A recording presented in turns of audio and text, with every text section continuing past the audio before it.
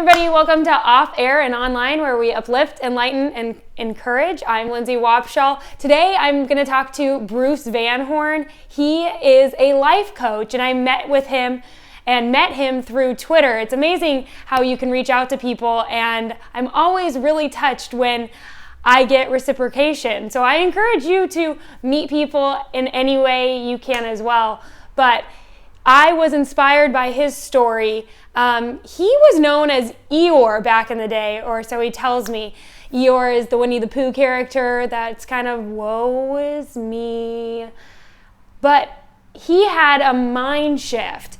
And since that mind shift, he has developed this life coaching business that he does now, because his whole life up until that, which was about 40 years, he made tons of money but didn't feel satisfied, lost it all, gained it all, lost a daughter, had some very traumatic experiences in his life. But beyond that, he has seen that life is beautiful, and he also has a way of not worrying anymore. Take a listen. First, I just want to say thanks so much for coming on the show. I really appreciate it. My pleasure. And we're talking to you just because we're about, inspiring stories, and you really do have one. And it all started, it sounds like, tell me if I'm wrong, when you became very successful in the American dream, which would be money and business. So then kind of walk me through how you got there and then what happened afterwards. Well, yeah, you're right. So when I got out of college, when I was in college, I really only wanted to be and do one thing. I wanted to be a writer. That's what I studied in school. And when I got out of school, I took a job with IBM and selling high-end computer systems to big corporations. And so about the farthest you could possibly get from being a writer. And in the early days, I sort of had this idea that I could pursue the money, and that the money would be able to fund my creativity, and rather than being the whole starving artist thing. But no, it just didn't work out that way. And 25 years later, I hadn't written a word. And after I started my own company, and that did not go well at all. So why did you decide to start your own company? Well, that was an ego thing, entirely ego. I had more money than I knew what to do with, and a friend of mine talked me into starting a business, and it sounded great, but took a lot of bad advice and ignored a lot of really good advice because I thought I knew it all. And so business only lasted 2 years before I lost it all. So let's talk about kind of that money idea, because I think people just think, money will solve all their problems. But you need to be responsible when you do have money, right? Oh, absolutely. Yeah, you've totally got to be responsible when you have money and not spend it, foolishly and frivolously, which is what I was doing. I was trying to, I think we moved up in houses 3 times in 5 years, and we bought nice cars, and it was just, none of it was making me happy, though. That's at the what time. it was. Did you know that? I think deep down inside I really did, Lindsey, because I just thought, well, if I just had, we so often set goals in our lives, and I talk about this in my work a lot. Not all of the goals, in fact, most of the goals that people set in their lives are what we call toxic goals. And the reason that they're toxic is that they keep you on this hamster wheel of needing more and more. So we set a goal that says something like, if I can have $100,000 in the bank, then I will feel financially secure. And so we set these goals thinking that they are going to give us some feeling of significance, of meaning, of importance. If I just find the right person, then I am going to feel loved and valued and appreciated. And so we jump into these relationships. We set about the goals, And the material financial goals are more not to say that women don't do it, but it's more a guy kind of thing. Right. And That male ego a little bit. And women tend to have the relationship. So if I just have the babies, if I have this great husband, then I will feel. The problem is that the accomplishing of a goal can't produce a feeling. The feeling has to come from within you. And so this is what happens. We open up the envelope from our bank, or we log on. Nobody gets paper statements anymore, I guess. Not anymore, but yeah. So we log on to our bank account and we see, all right, I got it. I've got $100,000 in my just liquid savings account, which is my goal. I feel great, don't I? Yeah, I feel great, I think.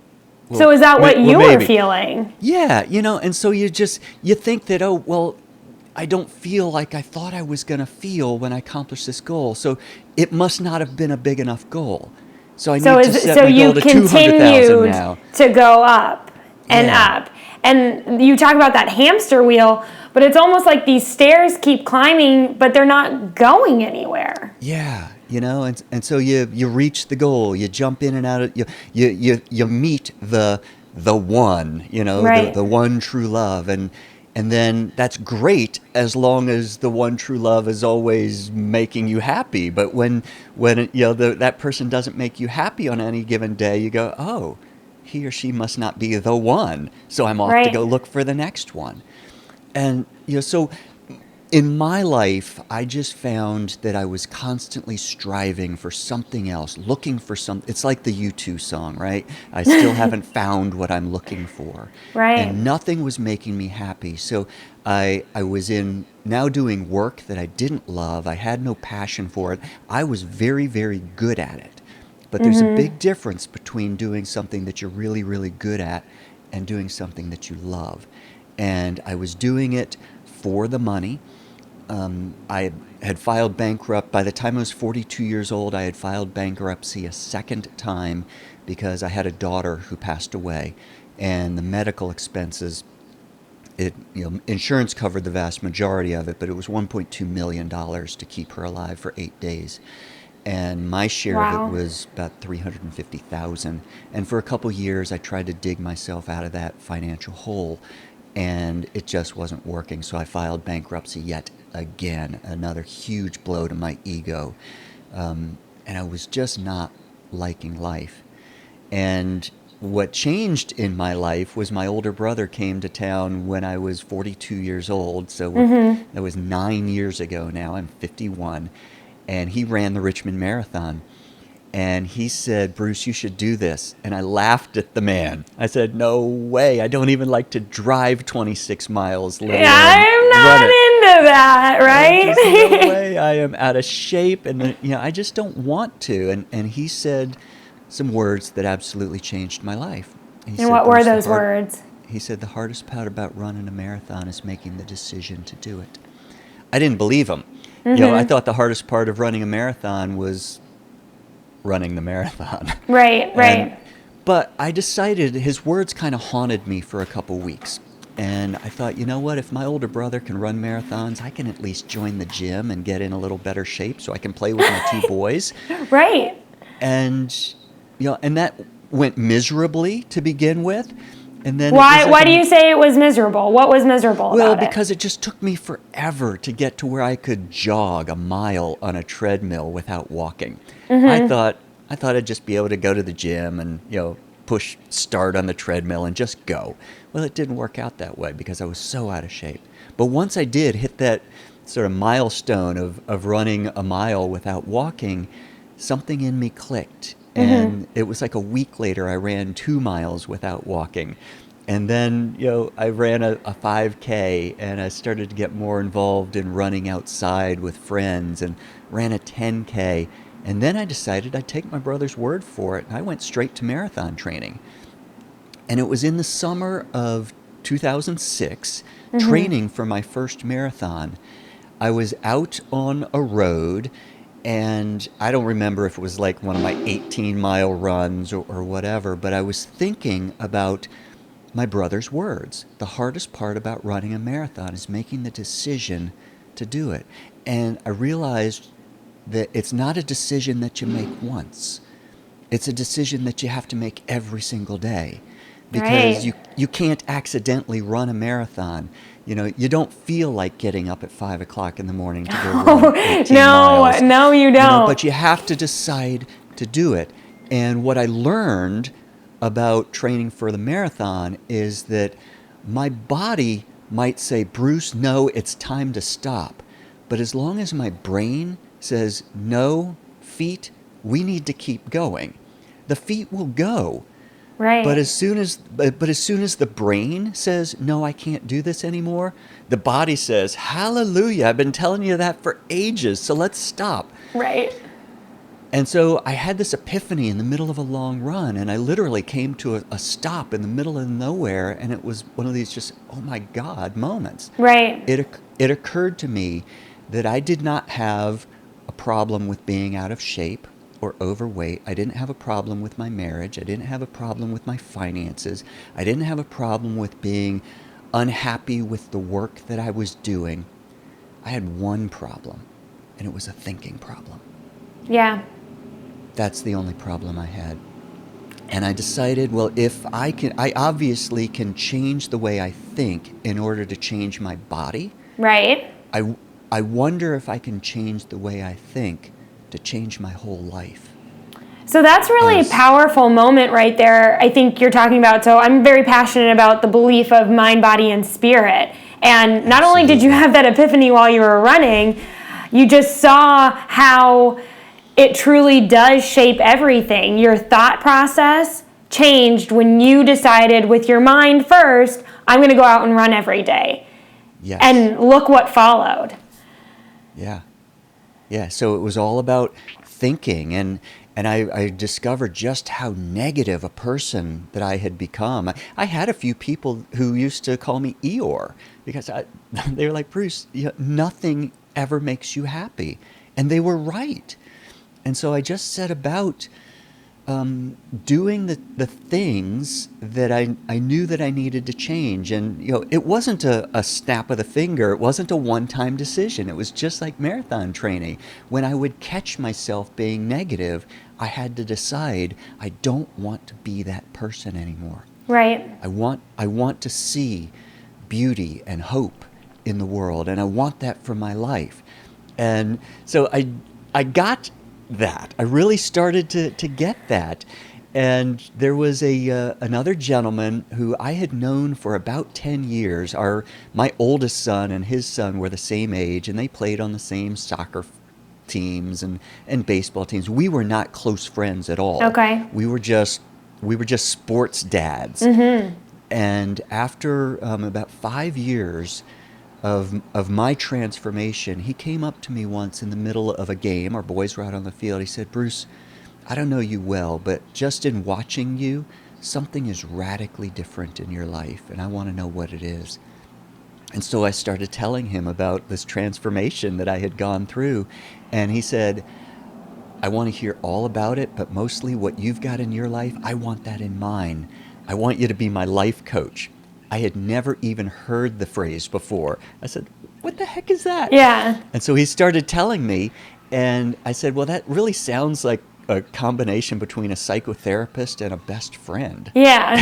He said, basically, so we started meeting. He insisted on paying me, and it just started working. He referred me to 2 other guys, and I became a life coach. I had no intention of teaching this stuff. Right. I had no intention of developing this into my now career. And then it just grew and grew and grew, and I was finally happy. I was finally peaceful. I was finally doing the work that I loved and felt I was contributing to the world. And about the time you think that, all right, my life has just not gone the way that I wanted to for the first 40 years. Right. Now I think it's going to go, and we are just on this trajectory, and it just didn't quite happen that way. Yeah. We had some major blow up in my marriage, which was the result of me becoming a single dad with full custody of my boys. And so that was very traumatic for them and for me. And about the time I got them all stabilized and we were back to enjoying our life again, 1 year later, actually, 1 year and 3 days later, actually, from that major event with my wife, doctor called me and said, Bruce, you've got stage 4 prostate cancer. And yeah, so that was a year and a half ago now. That was November 17th of 2014. But, Lindsey, if I had not done the kind of work that I had done over the last 6 to 7 years, I wouldn't be here today. I would have committed suicide. It would have just been one more thing that was going to go wrong in Bruce's life. So I mean, it sounds like before you were playing the victim. Oh, I was totally a victim. Totally. I blamed everybody. I blamed the economy. I blamed my wife. I blamed God for allowing my daughter to die. You know, I blamed my business partner for the original bankruptcy of the business. And yeah, I didn't own anything. Everything was somebody else's fault. And the thing I love is this epiphany you had was the simplest thought, right? I mean, you can break it all down, but all you decided was it starts with me, and it starts with me making a choice. Absolutely.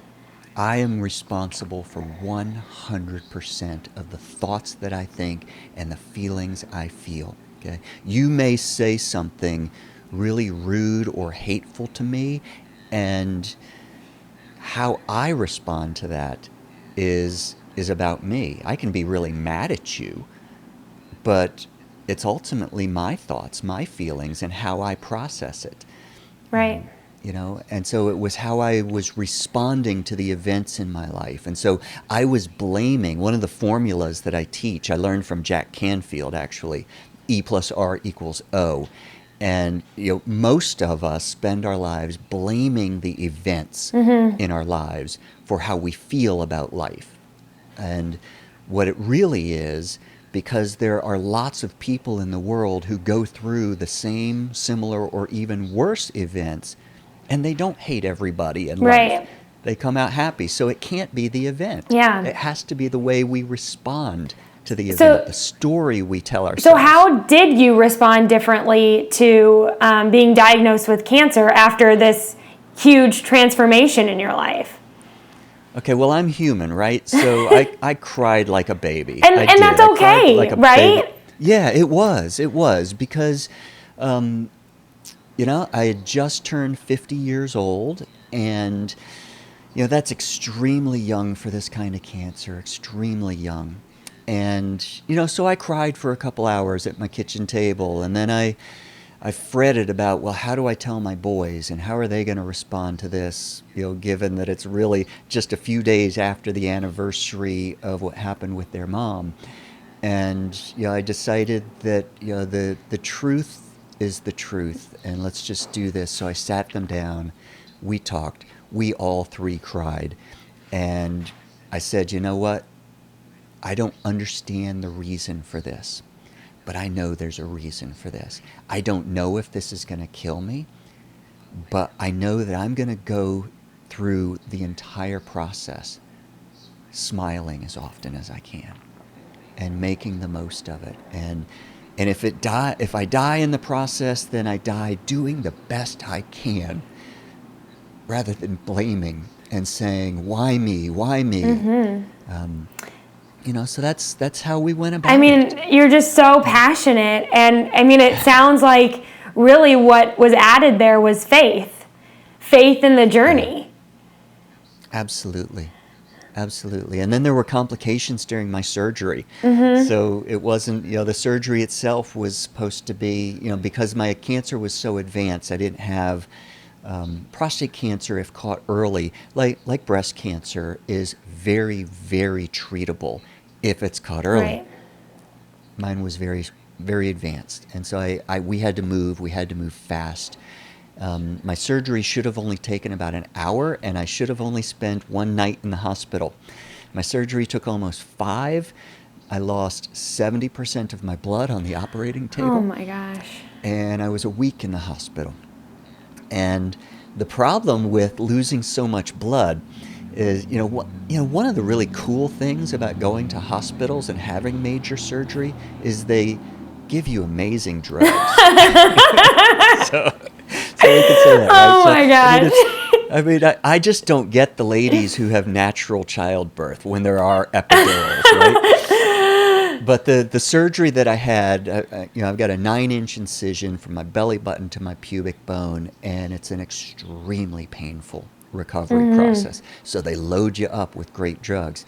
But when you lose 70% of your blood, they can't give you the drugs because they suppress your blood pressure. So I had to do it drug-free. Oh my gosh. Well, I had to do it on Tylenol, which is, basically. Yeah, I was like, that's not a drug when we're talking about surgery. People take Tylenol for headaches, I think.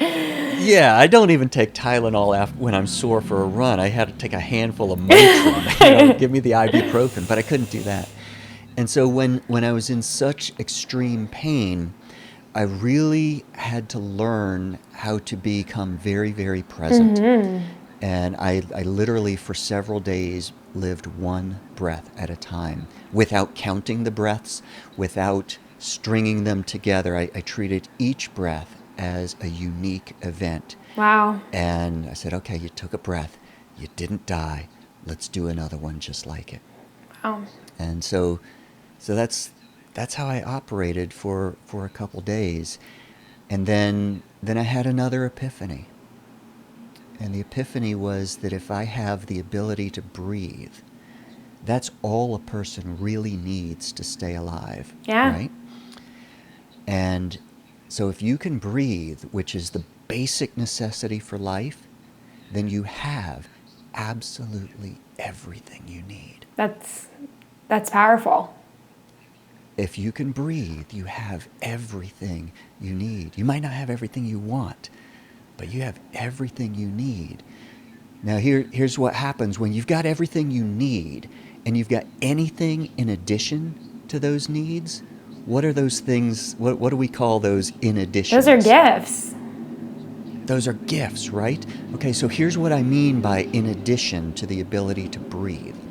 You and I are looking at each other over Skype, which means that you and I have the ability of eyesight. Okay? We can hear each other, which means we have a sense of hearing. Okay? I don't know what your room smells like, but I just microwaved some lunch earlier ago, and I can still smell that. So we have the sense of smell. Many, many people in life are born without any of these. That's right. Yet they live. So a lot of times people struggle with they struggle with finding something to be grateful for. Well, let's start here. Can you see? Can you hear? Can you taste? Can you smell? Now let's do this. Can you feel? Can you touch your cheek and feel your skin? Can you touch another human being and feel their skin? Or when someone touches you, can you feel that? There are people in this world who are born without the sense of feeling. Yeah. You and I put our hand over a hot stove and we know to pull it back because we feel that. There are people in this world who don't, and they get injured all the time because they don't feel the pain. Yeah. So the gift of feeling is a gift, isn't it? And so when you feel pain, it's a gift. You have to think about it that way. Bingo. So this literally gut-wrenching pain that I was in the hospital after my surgery was not a curse. I could feel it. It's a blessing. Yeah. And so let's start our days there. Yeah. Right? So, if anybody watching this is having a bad day at the office, let's start with this, okay? A bad day at the office is still a pretty good day. You're alive, you're breathing. Yeah, and I often talk about people finding their purpose, and it really sounds like your journey has led you this way. I know recently you just launched a new book, Worry No More, and it sounds like through your journey, you had a lot to worry about. But you've had these experiences to be able to teach us that you don't have to. So what's a good takeaway from that book? Yeah, well, exactly that our lives, the hard things that we go through in our lives, we worry about so much stuff. And worry is projecting into the future a negative outcome. We think that we're not going to be able to pay the bills if we lose our job. We think that because we had a blow up with somebody, that we have a relationship, that we're going to be lonely for the rest of our lives. Or we think that I can't tell her this thing that I did because she's going to blow up at me. So we project that. So everything that happens, again, is our thought. It's a story that we tell ourselves, and we tell it into the future. And we can control those thoughts, first of all. And we can project a positive outcome just as well as we can project a negative outcome. But the flip side of it is that there's so many things that we worry about that are beyond our control. But what we have to trust, and this is where faith does come in, we have to trust that our lives follow a plan, and that plan has a purpose. So whatever it is, I have a fairly strong sense of what the purpose was for me having cancer. And what was that purpose? I have a story to tell people. I have a story of hope to share with people. It also, the purpose was to awaken me to, I thought that I had a pretty good grasp of gratitude and being appreciative of the things that were in my life. But again, Lindsey, it was the things. Yeah. I thought maybe I was grateful for being alive, but when you almost die, you get a whole new perspective. It's almost like you had this test too, because you did just go through this huge mind shift awakening, and then it's like, all right, let's see it, bud. Let's see it. And it sounds like you did pretty well there. Yeah. Well, I think so. It wasn't without setbacks, and it wasn't, life isn't a straight path. Life is a marathon, that's right? And so there are ups and downs. There are hard days. There are good days. And so that's really what it's all about. It's about trusting that there's purpose and there's meaning in everything. We may not know what the purpose was. Okay, I still don't ultimately know what the purpose was for my daughter passing away. But what I do know is that I've decided that I'm not going to be a victim over that. I've decided that there is some positive takeaway. And because I've talked about that now to so many people, we think that her short time on this earth, she didn't impact anybody. Well, my daughter has impacted hundreds of thousands of people who have heard me talk about her and the impact it had on my life. And so the purpose of me going through cancer, the purpose of me going through the craziness of my situation with my marriage is, there's always a positive way to take that, and if I can use it to help myself to grow, to learn, for the purpose of helping you grow, learn, move on in your life, then that's what it's all about. And it all starts with just that simple decision, like you were talking about. Every day, it's a simple decision, but it's a decision that you have to make every day, because you can decide. This is what most people don't realize: is we are always, with every decision we make, we are training for something. And so if I decide to lay in bed because I don't feel like getting up to go for that run, then I've trained my brain and my body to do the very same thing tomorrow. That's so right, because routine creates habit. Exactly. So the more I catch myself at my negative thoughts, my limiting beliefs, the I'm not good enough, I'm not smart enough or handsome enough or whatever, all of those things are saying that I'm not enough. I have to remind myself I am enough, and you are enough. That's it. And that's it. That's wonderful. Bruce, thank you so much for sharing your story, because I think that's the way we're all going to connect in this world. And you truly have overcome so many things, and you're a perfect example and role model for all of us to see why life is a marathon and that we should train for it. Thanks so much. I don't know what you took away from that, but I know my biggest takeaway is that you have to make the decision every day. Motivation isn't just a choice now, but tomorrow when you get up, when you're brushing your teeth, when you're putting on your shoes to run. You have to choose each time to make those right decisions, just as Bruce taught us. And don't forget that everything is a gift. Breath is a gift. The people around you are a gift in this life. And how much time you have on this planet is a gift. Thanks so much for watching this video, guys. If you enjoyed it, I really hope you subscribe to our videos. We're trying to do big things here and uplift, enlighten, and encourage you throughout your day and your life. See you next time.